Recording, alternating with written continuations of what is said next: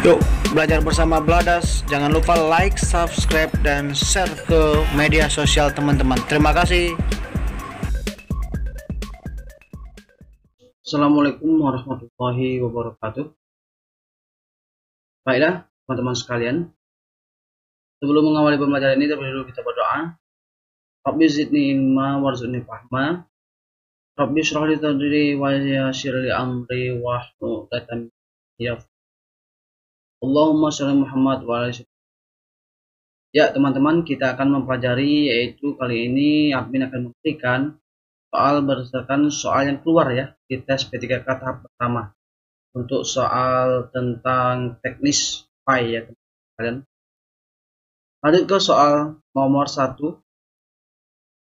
Ya, di sini hadis disebutkan hadis itu sahih apabila memenuhi beberapa kriteria di bawah ini, yang termasuk syarat hadis itu sahih ialah: A. Sanadnya bersambung, periwayatan bersifat adil, periwayatannya bersifat dhabit, tidak janggal atau syadz, terhindar dari ilat.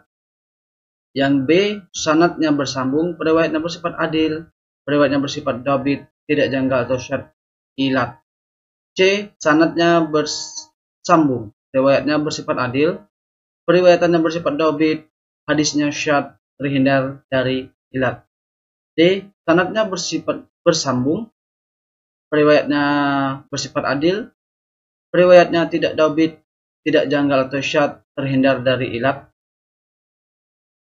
Yang E. Sanadnya bersambung ke sahabat, periwayatannya bersifat adil, periwayatannya bersifat dhabit, tidak janggal atau syadz, ilat. Jadi di sini pilihan yang paling benar adalah A ya teman-teman. Yang mana A ini yaitu sanadnya itu bersambung, terus periwayatnya bersifat adil, tidak itu dhabit, periwayatnya bersifat dhabit, tidak janggal atau syadz, terhindar dari ilat ya. Lanjut ke soal nomor 2. Ya, dalam hukum bacaan ayat di bawah ini termasuk hukum tajwid. Lanasfa'an bin nasyiyah. Ini ya. A yang digaris bawahi itu lanasfa'an bi. Itu ada yang digaris bawahi itu termasuk dari ikhfa, B iqlab, C mad lain, D mad iwad, E idgham mimi. Jadi di sini huruf yang di garis bawah itu termasuk ya, di sini termasuk iqlab ya teman-teman. Yang mana kemarin itu keluar tentang huruf iqlab, yaitu huruf iqlab itu hanya ada satu, yaitu huruf ba ya teman-teman. Di sini ya. Lanjut ke soal nomor 3. Hukum bacaan di samping disebut dengan hukum bacaan. Maksudnya hukum bacaan ya. Titik-titik. Manghajarah. Ini ya. A ikhfa, B izhar, C iqlab, D idgham bil guna, E ikhfa safawi. Ya, jadi di sini huruf ini ada huruf H ya. Huruf H itu termasuk di dalam huruf izhar ya teman-teman. Jadi nun sukun bertemu salah satu huruf izhar yaitu H ya. Jadi ini termasuk adalah ya, isinya adalah izhar ya teman-teman sekalian. Lanjut ke soal nomor 4. Min syarril, bacaan di samping termasuk hukum bacaan dalam tajwid, dan ini termasuk hukum bacaan. Min syarril ya. A ikhfa, B izhar, C iqlab, D idgham bil guna, E ikhfa safawi. Ya, jadi di sini nun mati sukun bertemu salah satu huruf ikhfa ini ya. Sya ya. Jadi ini adalah ikhfa ya teman-teman. Silakan teman-teman menghafal jumlah huruf ikhfa dan jumlah huruf izhar ya. Izhar itu ada silakan teman-teman pelajari lagi ya, tentang ini adalah tajwid dasar ya. Lanjut ke soal nomor 5. Di sini ayat yang digaris bawahi di atas ialah ya ini ya, illa liya'budun ini ya, wa ma khalaqtul jinna wal insa illa liya'budun. Ini Az-Zariyat ya teman-teman. A, beribadah kepadaku. B, tolong menolong. C, mereka memberi makanan. D, mereka penolong. E, sholat pada. Ya, jadi wa ma khalaqtul jinna wal insa illa liya'budun ini tidak aku ciptakan jin dan manusia ya, melainkan untuk beribadah ya, beribadah kepadaku. Ini yang keluar ya teman-teman, yang kemarin untuk tahap pertama. Soal nomor 6. Di sini ada arti ya, ayat ya. Dan Rabbmu adalah Allah yang Maha Esa. Tidak ada sesembahan yang diibadahi dengan benar melainkan Dia, yang Maha Pemurah lagi Maha Penyayang. Dari ayat di atas termasuk dalam tauhid apa? Maksudnya sini ya. A, tauhid rububiyah, C, tauhid uluhiyah, D, tauhid nafsiyah, D, tauhid ma'ani, dan E itu tauhid ruhiyah. Jadi di sini kalau tentang, ingat ya teman-teman, mengesahkan Allah itu ya, tidak ada sembahan selain sembahan, menyembah Allah itu termasuk ya, itu semua masuk uluhiyah. Yang mana uluhiyah ini ilah ya, diambil kata dari kata ilah. Ilah itu Allah ya, jadi pengesaan kepada Allah. Terus lanjut nomor 7, ingatlah menciptakan dan memerintahkan hanyalah hak Allah. Maha suci Allah, Rabb semesta alam. Quran surat Al-A'raf ayat 54. Dalam penggalan arti ayat di atas dapat kita pahami, itu termasuk tauhid A, rububiyah, B, uluhiyah, C, nafsiyah, D, ma'aniyah, dan E, ruhiyah. Jadi ingat teman-teman, kata kuncinya di sini ada menciptakan dan memerintahkan hanyalah Allah. Jadi di sini ingat ya, Allah Maha Mencipta, Allah Maha Memerintahkan itu adalah tentang kekuasaan Allah. Jadi kalau uluhiyah tadi yaitu tentang keesaan, kalau yang rububiyah ini ya, rububiyah ini yaitu tentang Allah itu Maha Pencipta, seperti itu, Maha Pemberi, seperti itu ya. Rezeki itu semuanya itu adalah termasuk dalam tauhid rububiyah ya teman-teman. Lanjut ke soal nomor 8. Nah, nomor 8 ini mengesahkan Allah sebagai satu-satunya pencipta dan pengatur segala hal yang ada di dunia maupun di akhirat, dan meyakinkan bahwa hanyalah Allah yang memberikan rezeki. Ingat ya kata kuncinya. Yaitu maksud dari tauhid itu ini yaitu satu-satunya pencipta, pemelihara, pengatur alam semesta, dan tauhid ini termasuk ke dalam tauhid apa? Ingat, Allah Maha Pemberi rezeki, Allah Maha Penolong, semuanya itu termasuk dalam tauhid rububiyah. Jadi teman-teman bisa membedakan apa itu uluhiyah dan apa itu rububiyah. Lanjut nomor 9. Dakwah Sunan Bonang menggunakan diantaranya sering disebut dengan suluk wijil. Jika diterapkan pada masa sekarang, maka dalam bentuk A, pendidikan agama Islam, B, tauhid, C, sastra, D, wayang, E, berdebat. Ini berdebat ini banyak digunakan oleh para sunan ya saat menghadapi lawan-lawannya. Tapi ini ditanyakan yaitu suluk wijil. Suluk wijil ini Sunan Bonang yang mana yaitu tentang sastra, banyak tentang bahasa-bahasa seperti ya. Bonang banyak melakukan dakwanya dengan suluk wijil ini tentang sastra kalau pada zaman saat ini ya. Dia tentang puisi. Nah, puisinya nanti itu disangkutkan dengan tentang keagamaan dakwanya. Itu ya teman-teman. Lanjut ke soal nomor 10. Di sini ayat di atas di garis bawahi dapat diartikan. Ini ingat ya, ini hadis ya. Maaf teman-teman. Di sini adalah hadis ya. Kita ketik ini ya.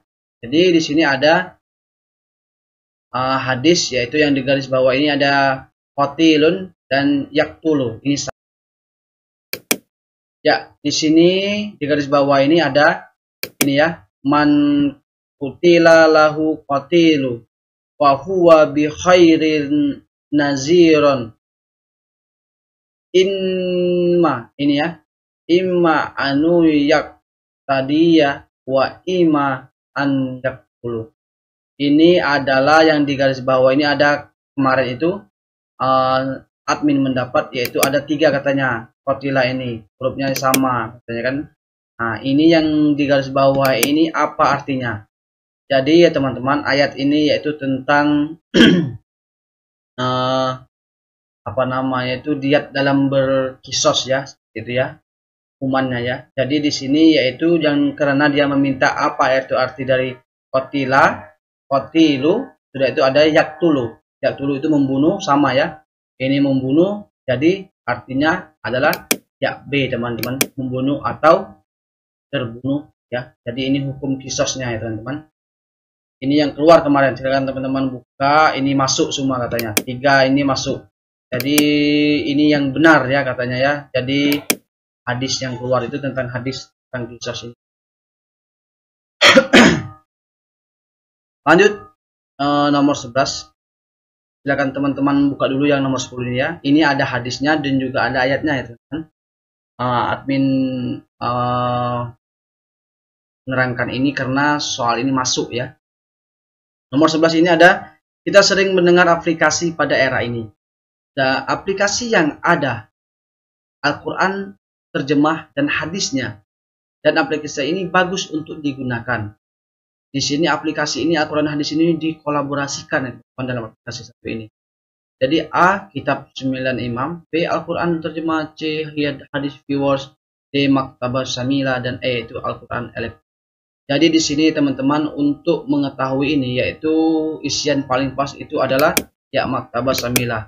Yang mana maktabah samila ini yaitu bisa disebut dengan reinkarnasi ya dari kitab kuning yang sudah jadi kitab terus dibikin APS-nya ya, atau aplikasinya oleh ini dari apa nama itu, Nahdlatul Ulama ya. Jadi kitab kuning itu dibikin aplikasinya yaitu ke maktabah samila ini atau dari NU ini ya. Jadi ini kolaborasi antara Al-Quran dan hadis ya teman-teman, hadis di kitab kuning tersebut. Lanjut ke soal nomor 11. Nomor 12.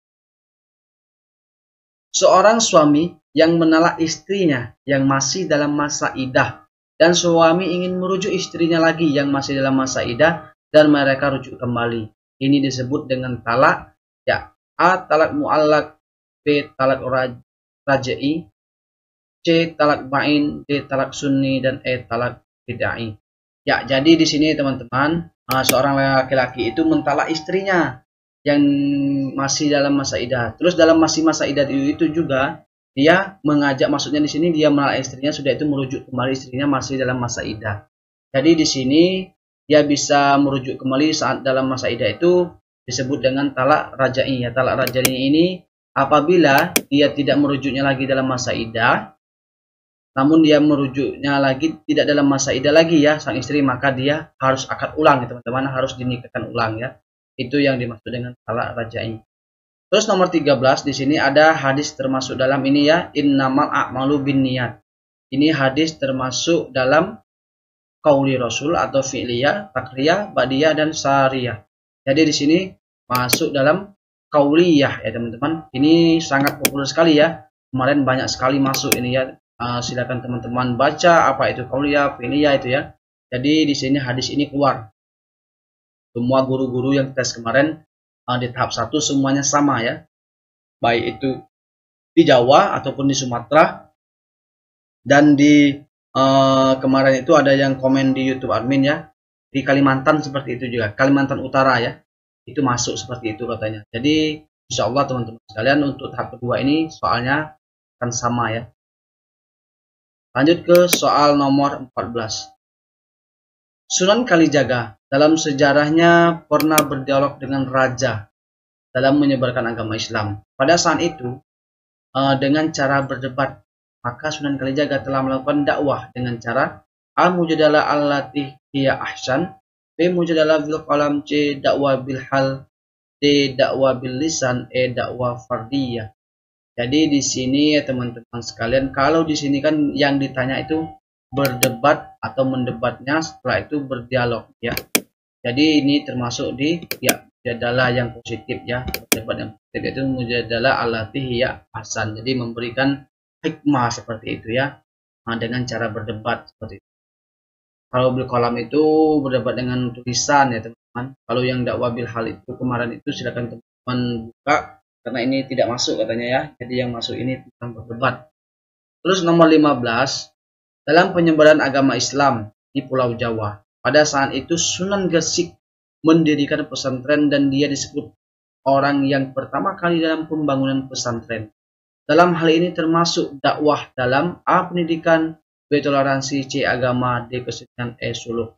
Ingat ya teman-teman, teman-teman dalam mengerjakan soal itu teman-teman harus mengikuti apa yang diinginkan. Ingat ya, mendirikan pesantren, setelah itu disebut orang yang pertama kali pembangunan pesantren, terus kita diarahkan pesantren ini termasuk dalam, nah jadi ya termasuk dalam dakwah apa, jadi masuk dalam ya pendidikan ya teman-teman.